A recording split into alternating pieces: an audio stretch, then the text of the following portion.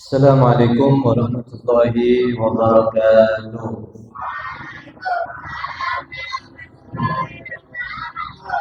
Bismillah, walhamdulillah, wassalatu wassalamu ala rasulillah Sayyidina Muhammad ibn Abdullah wa ala alihi wa sahbihi wa man wala wa la hawla wa la quwwata illa billahil aliyyil azim. Rabbi shrah li sadri wa yassir li amri wa hlul 'uqdatam min lisani yafqahu qawli. Amma ba'd. Bersyukur kepada Allah di malam Kamis, malam hari ini setelah sholat isya berjamaah kita kumpul di Masjid Al-Khairiyah untuk mengaji kitab fikih yang insya Allah menambah ilmu untuk kita semuanya, dan semoga kita diberikan ilmu yang bermanfaat. Amin ya rabbal alamin. Dan semoga kita selalu mendapatkan keberkahan, hidup kita dijadikan berkah, anak-anak kita dijadikan anak yang saleh dan salehah, berbakti kepada kedua orang tuanya, dan semoga Allah Subhanahu wa taala memberikan kita sehat afiat zahir wa batin, dan semoga Allah selalu memberikan taufik hidayah inayah kepada kita semuanya hingga kita menjadi orang-orang yang selalu mendapatkan ridha dari Allah Subhanahu wa taala. Amin amin ya rabbal alamin. Melanjutkan pembahasan yang kemarin. Insyaallah nanti ada pertanyaan kita jawab di akhir.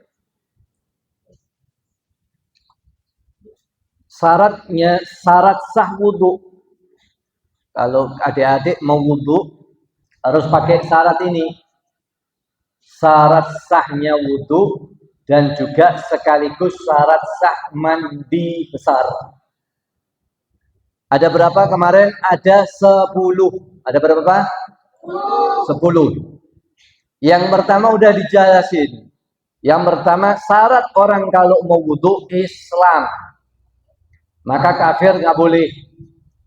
Mau wudu mau sholat gabung sama orang Islam, mau nyobain sholatnya sah nggak, wudunya sah nggak sah. Kenapa?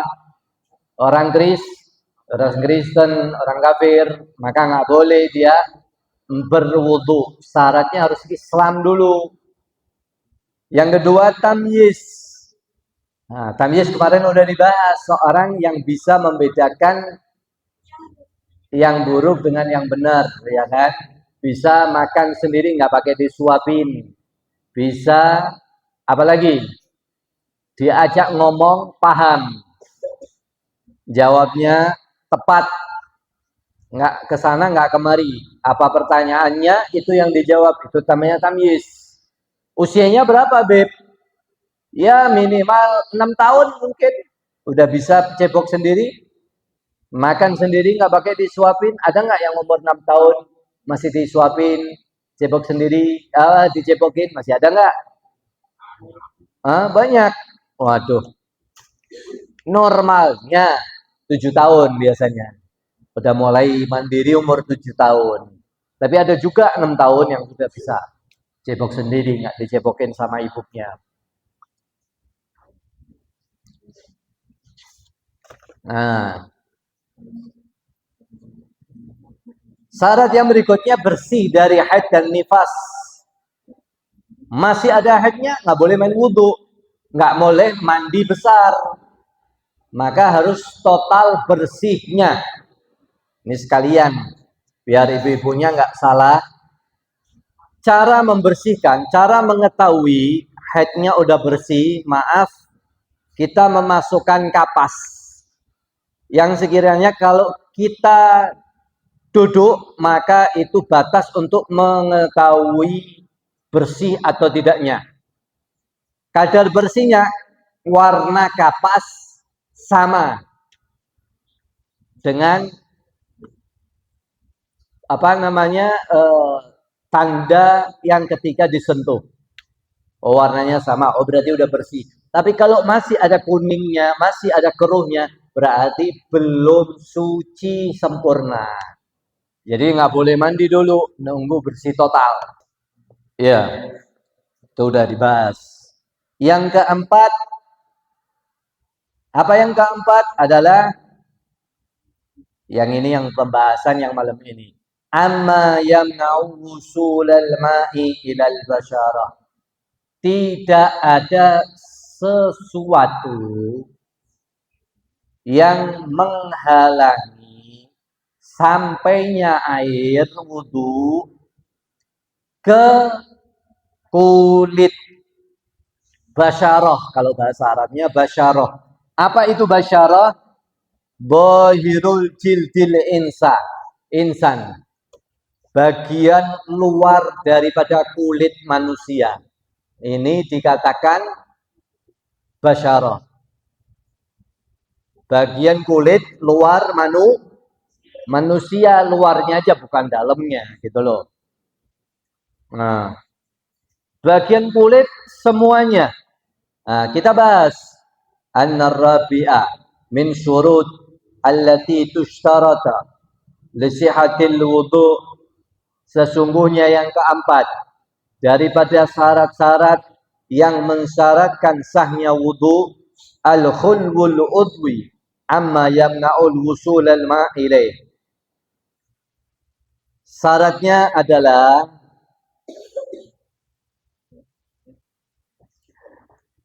tidak ada sesuatu yang mencegah masuknya air ke kulit manusia.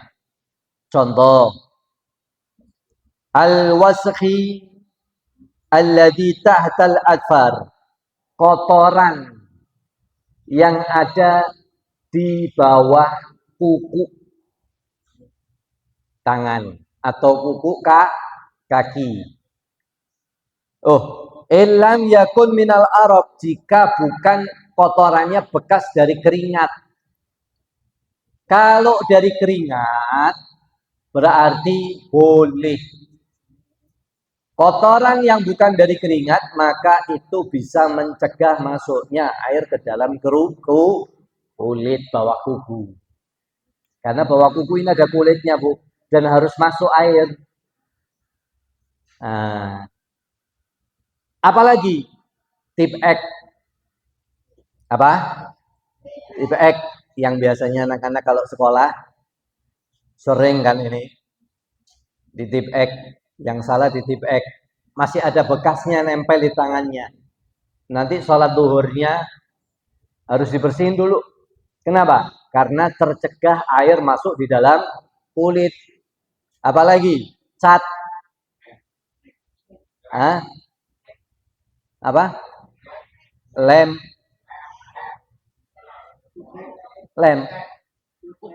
Oh, kutek. Ya, kutek untuk ibu-ibunya berarti. Berarti nggak boleh pakai kutek, boleh nunggu haidnya aja. Nah, kan nggak sholat haid. Nah, tapi kalau udah mau suci bersihin dulu kuteknya. Kutek itu bisa menghalangi kuku termasuk juga. Nah, apalagi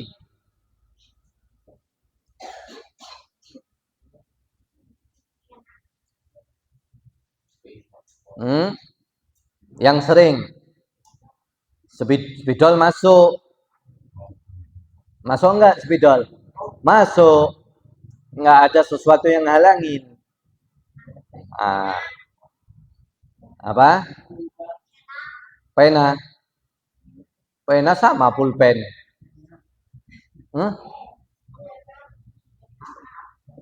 Oh, henna itu apa?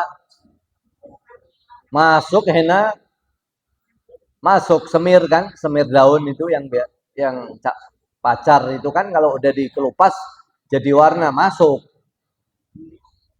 itu.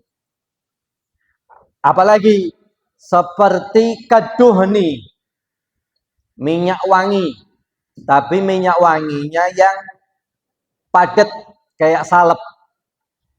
Padatnya kayak salep gitu, jadi masih bisa dioles. Masuk nggak airnya? Nggak masuk. Salep juga sama. Salep nggak masuk di situ. Kenapa? Nggak bisa masuk, terhalangin sama zatnya tadi, zat salep tadi. Remason, fix. Nah, itu pokoknya benda yang akan masuk di dalam kulit tercegah, itu maka tidak sah. Contoh lagi apa? Seperti debu yang ada di atas badannya dia, nggak masuk debu. Nah, kotoran, maka itu semuanya Pak, mau tipek, mau cat, mau minyak, mau apapun yang tercegah di dalam kulit, illam ya'sur zawaluh, harus dihilangkan, tapi jika tidak sulit untuk dihilangkan. Fa'in asura, jika sulit untuk dihilangkan, bi ansara kal juz'i minhu, seperti satu bagian di tubuh tadi, maka nggak apa-apa. Ya udah nyampur jadi satu, misalnya udah nempel di dagingnya dan nggak bisa dihilangin, maka nggak masalah, nggak usah dihilangin. Tapi kalau selama bisa dihilangkan, harus dihilangkan terlebih dahulu. Paham? Yang kelima, syaratnya an la yakuna anal khamis, sesungguhnya yang kelima, minas syurut allati tushtaratu li sihhatil wudu, yang menjadikan sahnya wudu adalah hampir sama yang keempat. Tapi perbedaannya bagaimana? Al-khulwul udwi amma yughayyirul ma'. Harus tidak ada bagian tubuhnya yang mencegah, yang merubah air. Nah, sekarang bukan mencegah air masuk ke dalam kulit, tapi merubah air wudhu. Airnya berubah gara-gara sesuatu tadi. Taghyiran yaslubu isma, yang perubahannya menyebabkan udah menghilangkan air, nama airnya tadi. Wah, ini kalau kena ini maka bukan air lagi, ini berubah. Seperti contohnya tinta. Nah, ini masuk. Oh, tinta spidol dicoret sebadan sama dia. Misalnya, wah ya, coretin semuanya.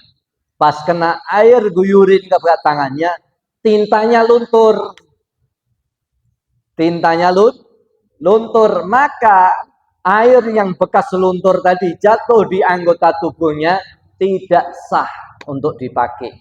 Kenapa? Karena sudah tidak dikatakan air murni lagi, bercampur dengan yang lain. Seperti apa? Minyak za'faron atau minyak wangi, Bu.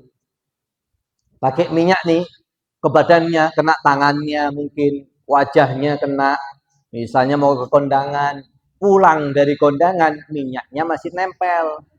Mau wudhu, ternyata minyaknya ikut berubah. Baunya wangi nih airnya.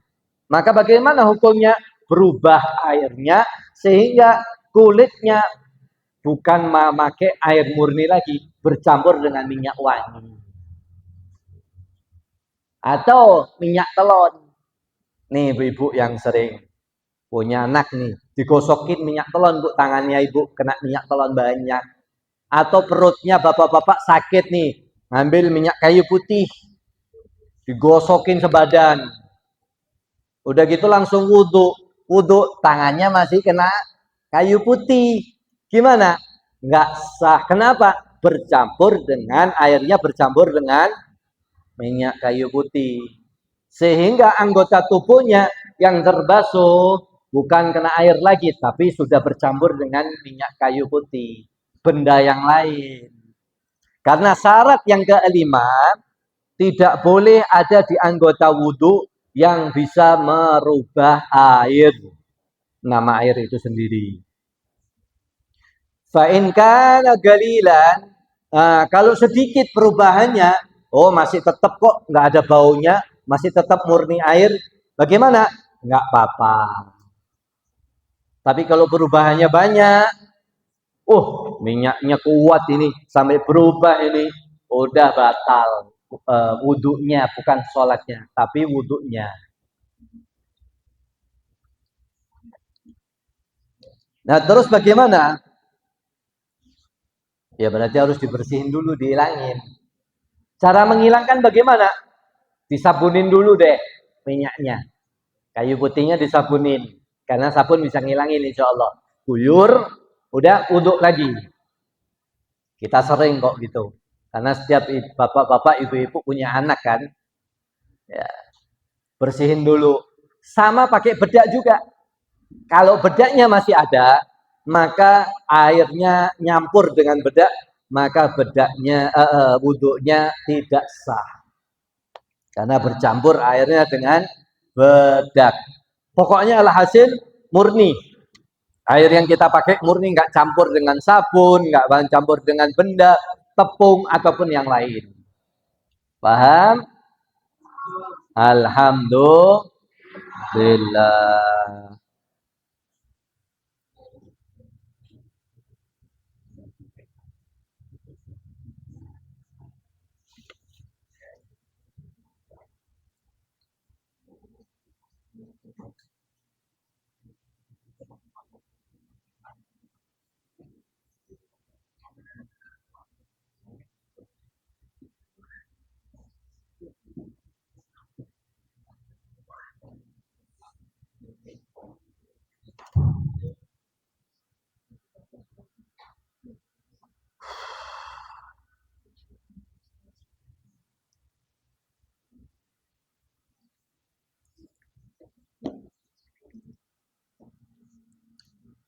Yang ke 6. Yang ke berapa? Ke 6. Yang ke-6 adalah mengetahui fardunya wudu. An-nasadis min surut allati tushtaratu li sihatil wudu. Yang ke-6 daripada syarat sahnya wudu, an ya'lama, hendaknya dia mengetahui, al-mutawaddi, orang yang mewudu, kaunal wudu, bahwasanya wudunya dia fardhon, hukumnya wajib. Dia mengetahui kalau wudu itu adalah hukumnya wajib. Kalau seandainya kalau taraddada fi fardiyati, kalau dia ragu-ragu dalam kefarduannya, ini wudu hukumnya wajib apa enggak ya? Ragu-ragu doang, atau berkeyakinan hukumnya wudu ini sunnah, maka hukumnya tidak sah. Hukumnya apa? Tidak sah. Berarti dia harus mengetahui tentang kefarduan bahwasanya wudu itu adalah hukumnya wajib. Nah, kalau 6 ini insya Allah udah paham. Karena yang dikerjakan yakin kalau wudu itu hukumnya wajib. Nggak boleh kita meyakini wudu sunnah kok. Nggak wudu nggak apa-apa, langsung sholat aja. Nggak sah. Ada yang di sini nggak pernah wudu kalau sholat? Ada nggak Pak? Alhamdulillah nggak ada ya.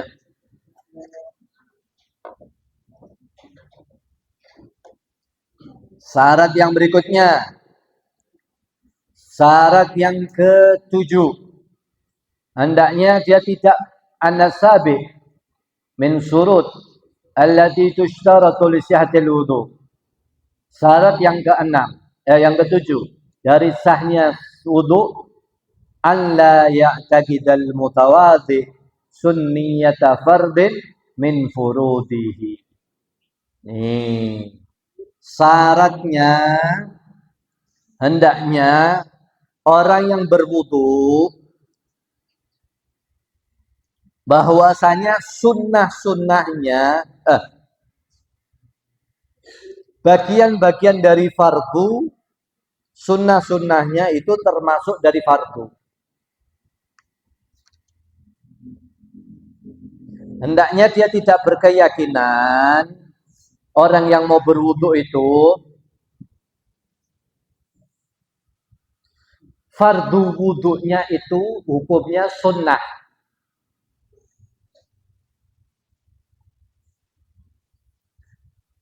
Gimana maksudnya? Nih, basuh muka hukumnya apa, Bu? Wajib. Tapi dia berkeyakinan basuh muka sunnah kok. Tangan, basuh tangan hukumnya wajib apa sunnah? Wajib. Tapi dia berkeyakinan enggak basuh tangan itu hukumnya sunnah. Itu nggak boleh.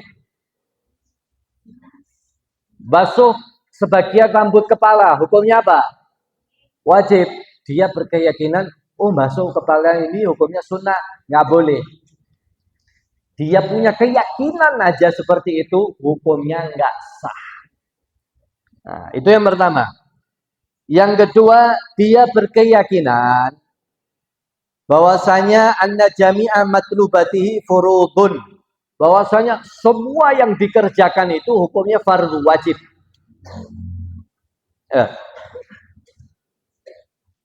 Nah, yang tadi fala budda min tamyizi fardihi min sunanihi. Maka harus bisa membedakan mana yang wajib, mana yang sunnah. Ini yang aman. Yang nggak bisa bagaimana?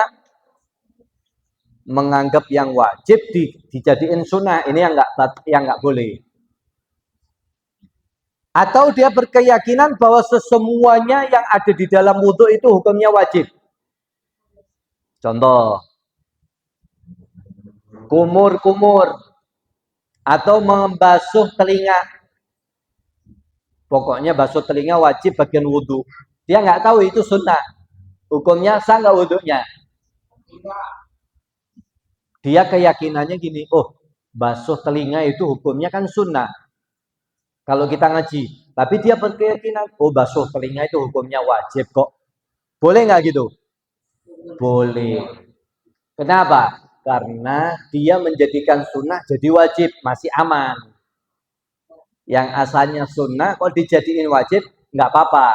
Yang nggak boleh, wajib dijadikan sunnah, itu yang nggak boleh. Banyak enggak ada orang pokoknya basuh telinga, kumur-kumur itu dianggap wajib, padahal hukumnya basuh sunnah. Kamu kok berkumur-kumur? Ya ini kan wajib di dalam wudhu. Padahal dia nggak tahu kalau itu sunnah.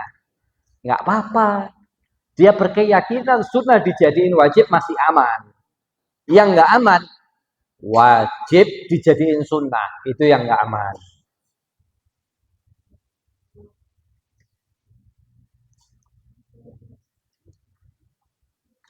Yang ngeri au ba'daha furudun wa ba'daha sunanun. Dia berkeyakinan, oh di dalam wudhu ini ada yang wajib, ada yang sunnah. Tapi nggak tahu yang mana yang wajib, mana yang sunnah. Pokoknya dia punya keyakinan, di dalam wudhu itu ada yang wajib, ada yang sunnah kok. Tapi nggak bisa bedain. Bagaimana? Maka kalau orang model seperti ini disyaratkan tidak boleh orang yang nggak bisa bedain. Ini yang pokoknya ada yang bagian yang wajib, ada bagian sunnah. Maka orang yang model seperti ini tidak boleh dia mensyaratkan, meniatkan bahwasanya yang fardu itu sunnah. Nah, itu yang nggak boleh. Menentukan yang fardu itu sunnah. Contohnya, saya nggak tahu yang mana yang wajib, mana yang sunnah. Tapi dia bisa nentuin. Cuman kalau basuh tangan itu sunnah. Maka nggak boleh kayak gini. Padahal dia nggak tahu.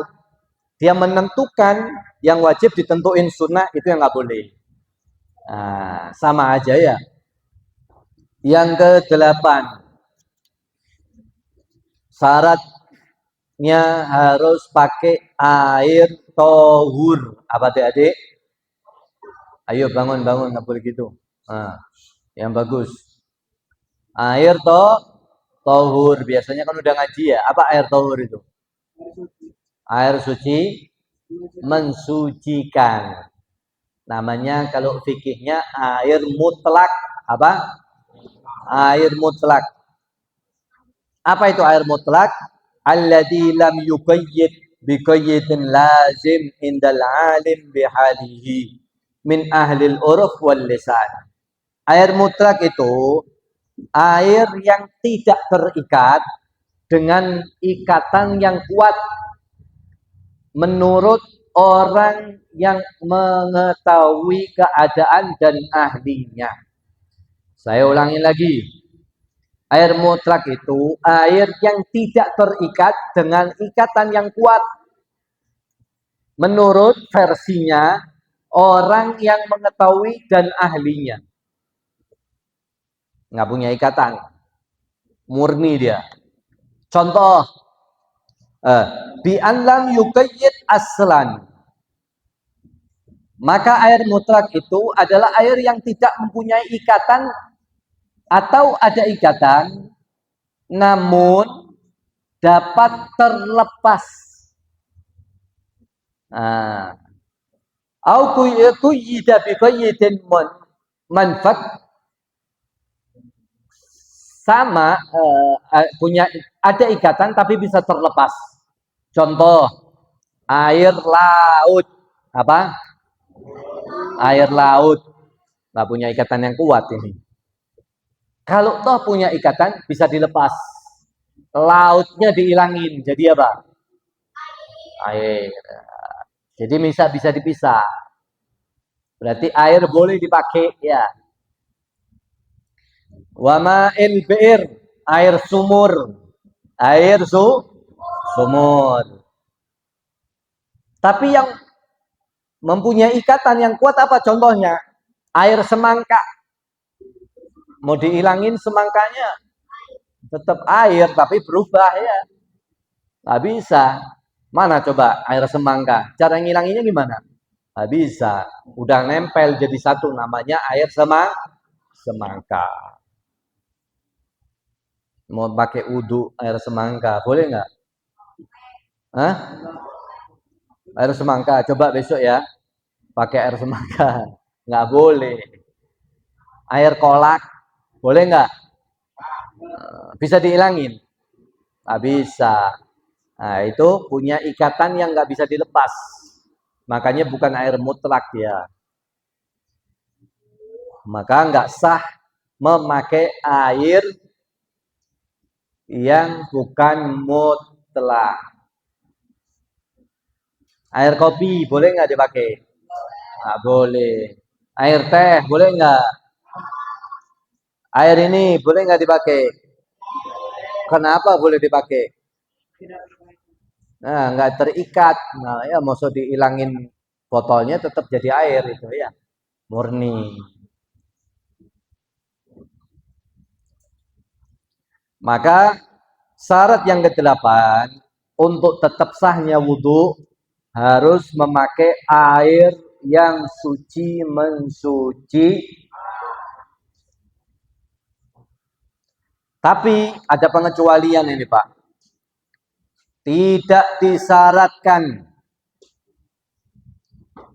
disyaratkan kesucian air itu, air yang suci tersebut dan mensucikan tadi ketika adanya keraguan.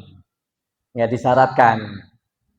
Cukup caranya bagaimana? Cukup kita berprasangka bahwasanya air itu suci dan mensucikan. Ya, cukup kita berprasangka bahwasanya air itu suci mensucikan. Kalau ragu ketemu air ini airnya suci apa enggak ya? Air suci enggak ya? Enggak harus kita nyari.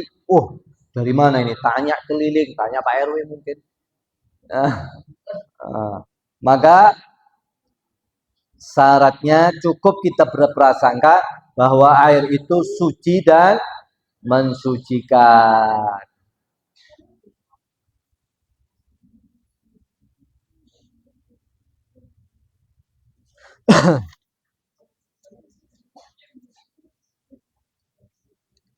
Syarat yang ke-9, masuknya waktu waktu. Loh, emangnya kalau mau wudhu harus masuk waktu? Misal mau sholat isya, adik-adik tadi sholat isyanya pakai wudhu, kapan wudhunya? Wudhunya kapan? Maghrib kan? Maghrib, boleh nggak wudhu maghrib dipakai sholat isya? Boleh. Loh, ini masuknya waktu syarat sahnya. Ini ada dua. Syarat ini diberikan untuk yang pertama, wanita yang keluar darah istihadah. Maka nggak boleh wudhunya sebelum masuk waktu. Mau sholat isya setelah adzan baru dia wudhu. Yang kedua, laki-laki yang beser keluar air kencing netes terus. Ini nggak boleh, disyaratkan harus setelah masuk waktu. Nah, duhulul wakti. Syarat yang ke-9 dari sahnya wudhu adalah khusus pengecualian aja, bahwasannya yang pertama seorang wanita yang istihadah, keluar darah istihadah, bukan darah haid. Darah istihadah itu harus sholat.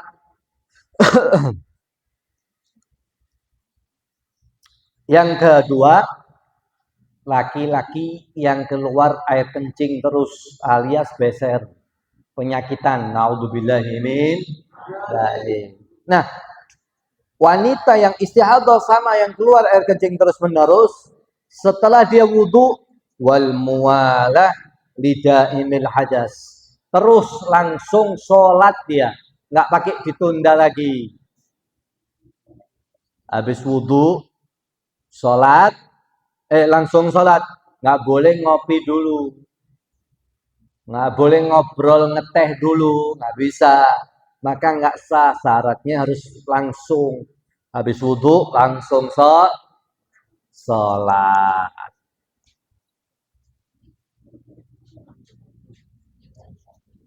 Ini ya syarat-syarat yang diberikan ketika kita mau wudhu. Total ada 10.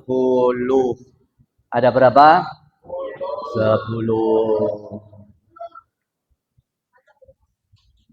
Nah, ini kita akan jawab pertanyaan dari FB ya, di IG apa dari mana? Oh, di TikTok. Assalamualaikum warahmatullahi wabarakatuh. Salam kenal dari Pak, dari anak rantau dari Abu Dhabi. Tahu Abu Dhabi nggak? Cicahem belok kanan. Pak Habib mau bertanya, apakah seorang istri meninggalkan suami selama 2 tahun, apa harus mengucapkan merujuk dulu atau gimana? Nah, ini istri itu jika jangankan ke Abu Dhabi, ya, kalau istri keluar rumah aja nggak pakai izin sama suaminya, maka itu terjadi kalimat terjadi nusus. Apa itu nusus? Durhaka sama suami. Nah, maka jika suami ngomong jatuh talaknya. Kalau kamu keluar rumah nggak izin, jatuh talaknya. Jatuh. Ya. Terus bagi izin sama suami terlebih dahulu supaya bukan dikatakan nusus. Nah, bukan dikatakan nusus. Ya mungkin seperti itu ya pertanyaan yang ada di TikTok. Wallahu a'lam. Ada yang lain? Assalamualaikum. Waalaikumsalam. Waalaikumsalam. Nama saya Pak Iip. Abah Iip. Oh, Abah Iip ya. Alhamdulillah. Iya, mangga. Ini mah bebas materi Siap. tentang kematian. Iya.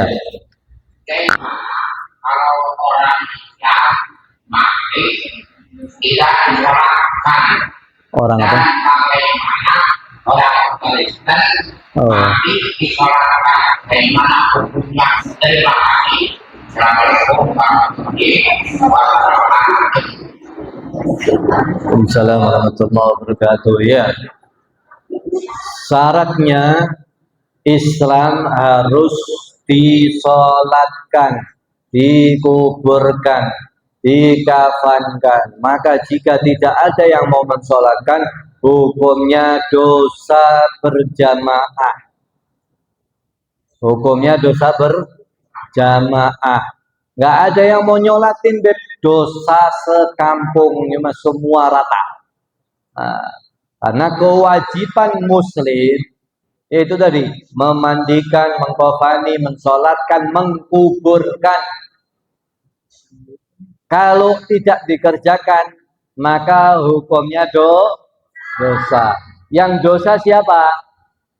Dosa berjamaah sekampung, dosa semuanya. Naudzubillah. Ini orang Kristen malah disolatin, dosa juga dia. Kenapa? Tidak diperbolehkan mensolatkan orang kafir karena dia murtad, karena dia tidak percaya dengan Allah. Ya, maka nggak perlu kita ikut-ikutan. Ya. Bagaimana kalau sekarang kan banyak orang Islam yang kalau orang Islam mati harus dibuatkan, tapi orang Islam itu nggak pernah sholat. Bagaimana doanya? Pertanyaannya, Jadi itu kan orang mati kayak orang Islam, ya. jarang sholat. Oh, yang meninggal orang Islam yang jarang sholat. Bagaimana itu doanya? Ya, Doanya siapa? ya, ada doanya itu kan mau barangkali kita diserahkan. Ya, doa. Jadi gini, orang yang meninggalkan sholat itu masih dihukumin Islam. Orang yang meninggalkan sholat dihukumin kecuali orang yang meninggalkan sholat tapi dia ngomong sholat teh nggak wajib, saya nggak mau sholat dan memang nggak wajib. Dia berkeyakinan bahwasanya sholat itu nggak wajib, murtad. Nah, kalau hukumnya murtad sama orang kafir, maka nggak usah disolatin dia. Tapi kalau orang yang cuma males, oh nggak sholat, tapi dia tetap kalau sholat wajib hukumnya, maka itu harus tetap disolatin. Nah, karena dia orang Islam. Oh, masalah dosanya bagaimana? Dia urusannya dengan Allah. Manusia nggak berhak menghukumin. Oh, ini orang nggak pernah sholat, males saya mau nyolatin, nggak boleh. Itu urusannya dia sama Allah. Kita, kewajiban kita tetap mensolatkan orang tersebut. Nah, seperti itu. Wallahu a'lam. Sama-sama.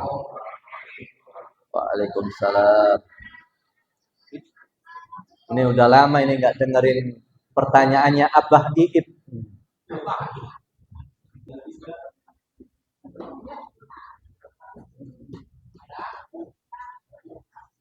Ya, nggak ada. Alhamdulillah. Nah, kita sama-sama berdoa untuk menutup majelis ini. Subhanallahumma wa bihamdika asyhadu an la ilaha illa anta astaghfiruka wa atubu ilaik. Assalamualaikum warahmatullahi wabarakatuh.